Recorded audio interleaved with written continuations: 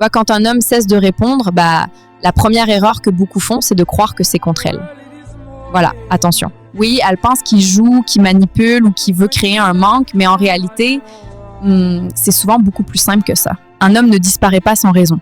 Il observe, il ressent et à un moment donné, il comprend. Voilà, c'est simple. Avant, il répondait vite, trop vite même. Il faisait les efforts, lançait les conversations, essayait de maintenir le lien presque tout seul, voilà. Mais en face, l'énergie n'était pas la même. Les réponses devenaient lentes, parfois froides, parfois absentes. Et petit à petit, il commence à se poser des questions. Pourquoi je suis le seul à essayer? Pourquoi je donne autant pour si peu en retour? Voilà, la vérité est là. Et c'est là que quelque chose change. Pas d'un coup, non.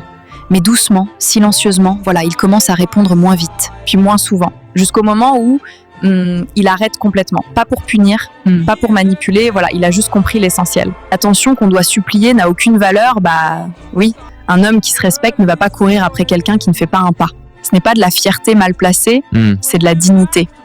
Et souvent, ce silence que tu interprètes comme un manque d'intérêt, voilà, est en réalité une prise de conscience. Il a réalisé que rester disponible pour quelqu'un de indisponible, ça ne mène nulle part.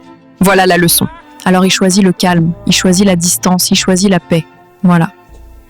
Et c'est là que tout bascule. Parce que quand il s'éloigne vraiment, ce n'est pas pour revenir plus fort, c'est parce qu'il est déjà passé à autre chose.